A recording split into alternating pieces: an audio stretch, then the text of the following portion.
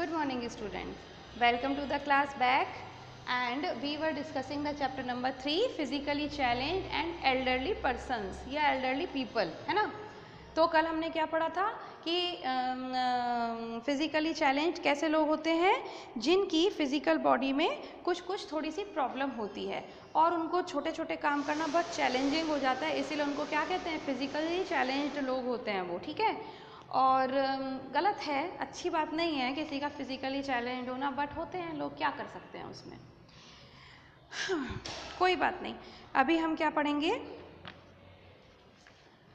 Page number 1717। देखो इसमें एक छोटी सी चीज़ है, ये देखो,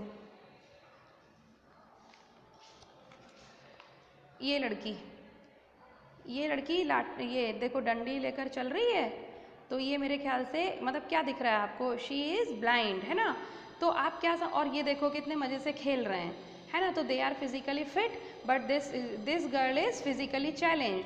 तो which of the following persons do you think physically challenge, तो you have to tick here, that is it, ठीक है। तो इसको टिक करना। अच्छा, अब हम पढ़ते हैं वी हैव 5 सेंस ऑर्गन्स, जो हमने कल पढ़ा था ना फिजिकली चैलेंज, जिसको एक बार रीडिंग लगा लेते हैं। We have 5 sense organs. Apart from the sense organs, there are many other body parts without which it becomes hard to live a normal life. Hence, all body parts are important. ठीक है, ये कह रहे हैं कि sense organs तो अपन ने कल पढ़े थे, अब ये कह रहे हैं कि सेंस ऑर्गन्स के अलावा भी बाकी सारे बॉडी पार्ट्स हमारे लिए इंपॉर्टेंट। तो वो तो आपको भी पता है, ऑब्वियसली हमारे सारे बॉडी पार्ट इंपॉर्टेंट है। कोई भी इंपॉर्टेंट चीज़ नहीं है तो वो भगवान जी बनाते ही क्यों, फिर उनको क्या पड़ी थी इतनी मेहनत करने की। तो हमारी बॉडी में सारे बॉडी पार्ट्स इंपॉर्टेंट हैं, और अगर एक भी किसी बॉडी पार्ट में कोई प्रॉब्लम होती है तो लाइफ डिस्टर्ब हो जाती है। हम कोई भी इंसान अगर किसी की बॉडी में कोई भी प्रॉब्लम है तो वो अपनी लाइफ को इजीली और नॉर्मली नहीं जी पाता है ना, सारे काम आराम से नहीं कर पाता है। Now let us talk about the people whose body parts do not function normally. अब कई बार तो क्या होता है कि वो बॉडी पार्ट होता ही नहीं है, और कई बार ऐसा भी होता है कि बॉडी पार्ट है पर उसका फंक्शन ठीक से वो नहीं कर पा रहा है। जैसे कुछ लोगों को आपने देखा होगा कि भाई हाथ पूरा ही कटा होता है, किसी का हाथ है ही नहीं, लेकिन किसी का हाथ होता तो है पर वो मूवमेंट नहीं कर पाता। जैसे हम अपने हाथ को आराम से हिला सकते हैं, उनका हाथ मूवमेंट नहीं करता। लेकिन और इसी तरीके से कई बात क्या होता है कि आँखें हैं, ऐसा थोड़ी ना कि आँखें ही नहीं है किसी की, लेकिन उनके अंदर देखने की पावर नहीं है, तो they are not functioning properly, उनका फंक्शन जो है वो प्रॉपर नहीं हो पा रहा है ना। Some people may not be able to see well, some cannot see at all. कुछ लोग तो थोड़ा देख पाते हैं, ठीक से नहीं देख पाते हैं, धुंधला दिखता है, और कुछ लोगों को तो बिल्कुल ही नहीं दिखाई देता।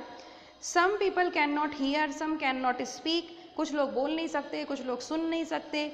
Many people have physical problems with their limbs. कुछ लोगों के हाथ और पैरों में प्रॉब्लम होती है, किसी के पैर टेढ़े होते हैं, किसी को आपने देखा है कि एक पैर टेढ़ा हो जाएगा और वो उस पर कुछ बांध के भी रखा जाता है, बहुत सारी मशीन जैसी। They cannot walk or use their hands. अब कभी बार उनके पैरों में अगर प्रॉब्लम है तो वो चल नहीं पाते, हाथों में दिक्कत है तो वो काम नहीं कर पाते। इस तरीके के जो लोग होते हैं उनको हम क्या कहते हैं, फिजिकली चैलेंज्ड। कि कल मैं आपको समझा भी चुकी हूँ, अब आपको बहुत अच्छे से समझ में आ भी गया होगा, ठीक है। People who can not see are called visually impaired. जो लोग ब्लाइंड हम जिनको कहते हैं, उनको हम एक और वर्ड यूज कर सकते हैं उनके लिए, visibly impaired, VISUALLY, visually impaired, ठीक है ना। और हम इनको क्या बोलते हैं, जनरल एक लैंग्वेज में एक और वर्ड होता है ब्लाइंड, कि किसी का अंधा होना, नेत्रहीन जिसको कहा जाता है ना। तो हिंदी में इसको क्या बोलते हैं, नेत्रहीन। तो people who can not hear are called hearing impaired. जो लोग सुन नहीं सकते हैं उनको हम क्या कहते हैं, हियरिंग इम्पेयर्ड, HEARINGIMPAIR। ये कोई बच्चा कॉपी में मत करने बैठ जाना, ठीक है ना।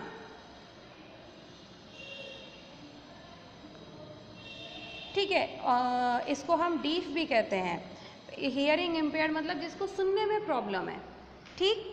दे use a sign language to say something. People who can not speak they are called as speech impaired.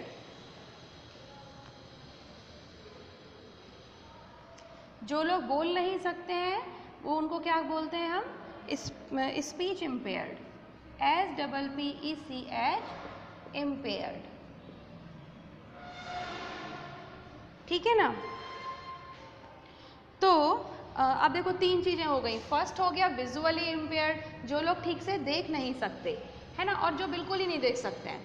और दूसरा होता है हेयरिंग इम्पेयर्ड, जो सुन नहीं सकते। और तीसरा होता है स्पीच इम्पेयर्ड, जो लोग बोल नहीं सकते। तो जो देख नहीं सकते हैं उनको तो भाई कुछ नहीं कर सकते अब, है ना। वो लोग तो, इन लोगों का क्या है, ये लोग देख नहीं सकते मगर सुन सकते हैं, बोल सकते हैं। तो इन लोगों को पढ़ाई वगैरह कर सकते हैं ये लोग। इनकी पढ़ाई एक अलग तरीके की लैंग्वेज में होती है। अब जैसे ये किताब में क्या लिखा है ये तो नहीं देख सकते ये लोग, तो इनकी अलग बुक्स होती हैं और उनकी जो लैंग्वेज होती है उसको हम हिंदी में लिपि कहते हैं, तो वो डिफरेंट होती है। उसमें क्या होता है, जैसे आपके बुक में ये लिखा हुआ है ना, जैसे आपकी बुक में यहाँ पे लिखा हुआ है DISCUSS, है ना। ये देखो आपकी बुक में ये डिस्कस लिखा हुआ है यहाँ पर, है ना। तो अब क्या होगा, इन लोगों की बुक में भी ऐसा लिखा होता है लेकिन वो थोड़ा ऐसे बाहर को निकला होता है। ये अगर अपन अपनी हमारी बुक में हम ऐसे हाथ लगाएं आंखें बंद करके तो हमें कुछ नहीं पता चलेगा कि कहाँ पे D लिखा है कहाँ पे I लिखा है। इनकी जो बुक्स होती हैं उसके अंदर यही लिखा होता है, ऐसा ही कुछ लिखा होता है। मान लो डिस्कस लिखा है सपोज करो, तो उसमें आप ऐसे हाथ लगाओगे ना तो वो बीच में उभरा हुआ होता है, तो ऐसे हाथ लगा लगा के छू छू के ये लोग पढ़ते हैं। तो इसको हम हिंदी में ब्रेल लिपि कहते हैं। BRA हिंदी में लिख देती हूँ, इंग्लिश में मैं आपको देखकर बताऊँगी, इसकी स्पेलिंग मुझे याद नहीं आ रही है। ब्रेल लिपि कहते हैं, ठीक है।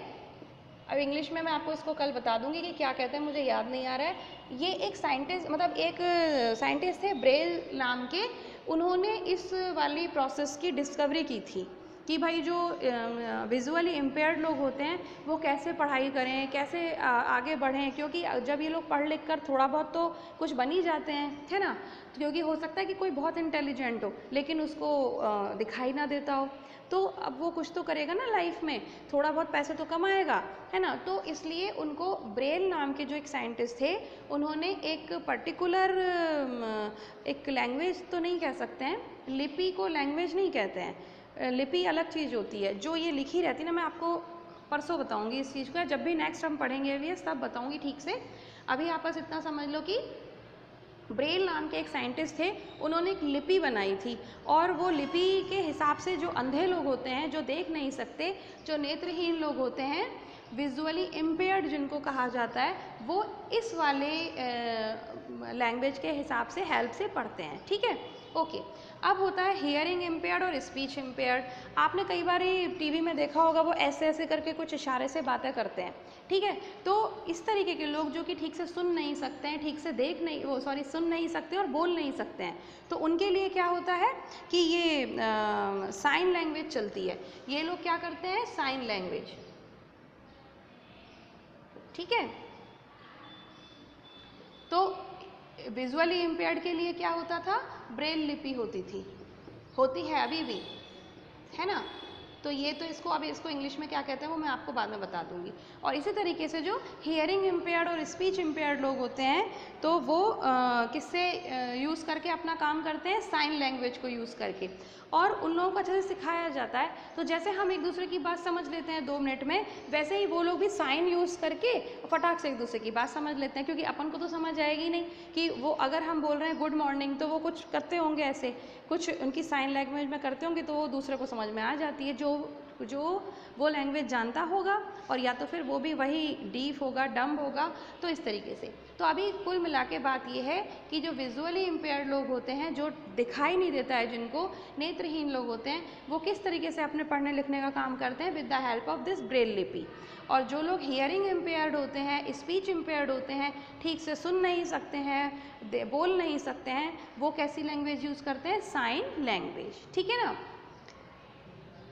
तो हम इसमें यही पढ़ रहे हैं, people who can not see are called visually impaired, people who can not hear are called hearing impaired, they use a sign language to say something. People who cannot speak are called speech language. They also use a sign language to say something to others. Do you try to help the old and physically challenged people? ठीक है, हाँ अब आ गया ना ये Braille. देखो जो मैं बता रही थी ब्रेल है ना, तो ये ब्रेल राइटिंग कहलाती है. मैं कंफ्यूज हो गई थी, देखो आपकी बुक में ही मिल गया अभी के अभी. तो इसको हिंदी में क्या इंग्लिश में भी लिख देती हूँ. BRAILLE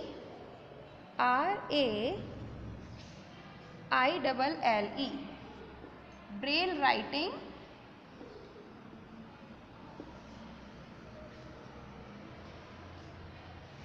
Braille is a form of writing which was invented so that visually impaired people could read by touching paper. इनके पेपर में कुछ ऐसे उभार जैसे बने होते हैं, ऐसे ऐसे करके वो लोग पढ़ लेते हैं टच कर करके. Braille is made up of 1 to 6 raised dots which are like alphabets that you can feel rather than see. अब जैसे हम बचपन में अल्फ़ाबेट्स पढ़ते हैं ABCD, और बड़े होते होते हम उनको कितनी फटाफट पढ़ना सीख जाते हैं. ठीक है, तो हमारे 26 अल्फ़ाबेट्स होते हैं A से लेके Z तक. इसी तरीके से ब्रेल राइटिंग में भी कुछ डॉट्स टाइप होते हैं, तो वो उनके अल्फ़ाबेट्स होते हैं, और उसी की प्रैक्टिस करते करते करते ये लोग बड़े होते होते बहुत अच्छे से पढ़ना सीख जाते हैं. ठीक है. When a visually impaired person runs his or her fingers over the dot, he or she can read. तो जैसे हम देख के फटाक से लगा लेते हैं कि PHY लिखा हुआ है, SICALLY फिजिकली लिखा हुआ है.